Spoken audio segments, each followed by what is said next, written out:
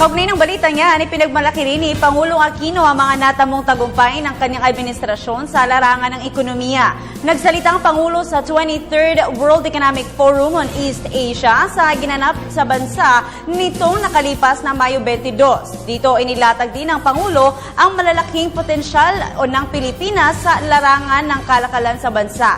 Yan ang balitang tinutukan ng aming kasama si Rocky Ignacio.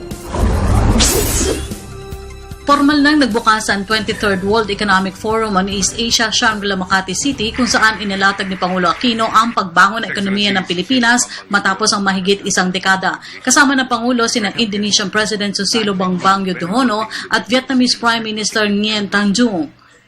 I cannot overstate our country's gratitude for the opportunity to host all of you here, and it gives me great pride to say, on behalf of my countrymen, indeed, welcome to the Philippines.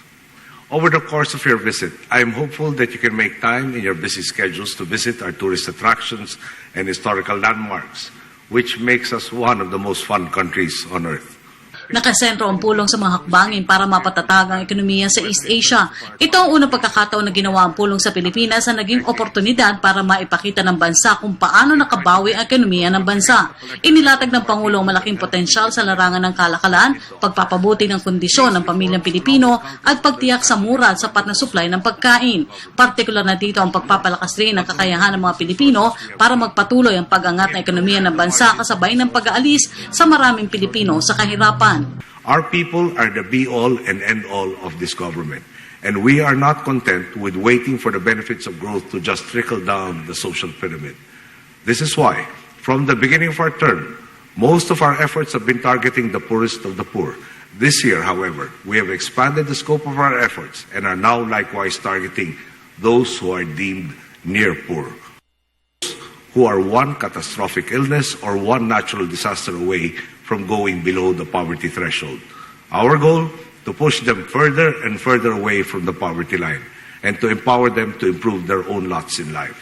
Binigyan din rin ng Pangulo ang kahalagahan ng pagtugon sa epekto ng climate change. Ayon sa Pangulo, matapos makuha ang mabuting bunga ng reforma, natamo pa rin ng Pilipinas ang 7.2% growth nitong 2013 sa kabila ng pinsala ng Zamboanga Siege, lindol sa Bohol at pinsala ni Super Typhoon Haiyan.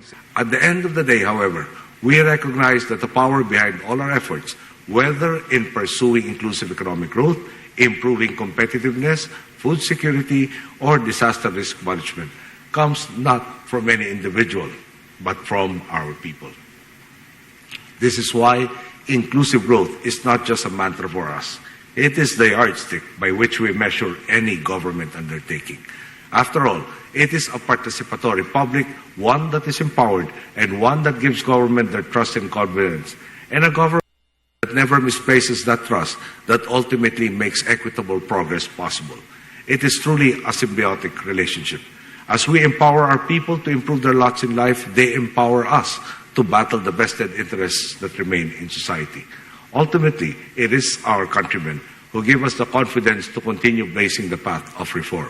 Hindi rin anya nagpatinag ang pamahalaan para linisin ang lipunan laban sa korupsyon upang mapanagot ang umano'y sangkot sa paglustay sa pondo ng bayan. Bukod sa paghahain ng kaso laban sa nakaraang administrasyon, naging transparent ang kasalukuyang pamunuan sa paggamit ng pondo sa pamamagitan ng website ng Pera ng Bayan at Budget ng Bayan.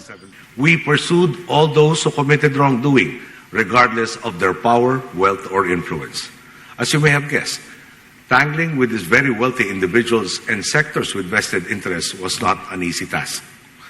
But those in our administration were not shaken. Dismantling the culture of corruption was a promise we made to the people. If we truly wanted to improve the lives of our people, we could not walk away from this challenge. We had to take on all those who had a misplaced sense of entitlement, who believed that they had more rights than their fellow Filipinos. So we went after every individual who committed wrongdoing, and look at the results. My predecessor is now undergoing hospital arrest as she undergoes 2 serious charges, with another one being evaluated by the Ombudsman. The Congress and the Senate removed a Chief Justice from office for failing to declare over 98% of his assets and is in his statement of assets and liabilities and net worth, contrary to our Constitution and our laws. Our efforts were not limited to those in the highest positions. We want to institute integrity throughout the bureaucracy. Git ng Pangulo ang mabuting pamunuan na naging kaakibat ng malakas na ekonomiya na kinilala na rin ng international community kung saan ipinagkaloob ang investment grade status ng 3 international credit rating agencies. Dahil dito gagamitin anya ng Pilipinas ang panibagong pag-asa para ipagpatuloy ang pagpapabuti ng kalagayan ng mga Pilipino.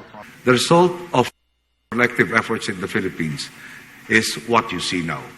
One instilled with a newfound optimism, one that believes in government's capacity to help its people, and one that is widely considered to be among the world's emerging economies. 600 political at business leaders ang dumalo sa taunang pulong. Para sa Telebisyon ng Bayan, Rocky Ignacio.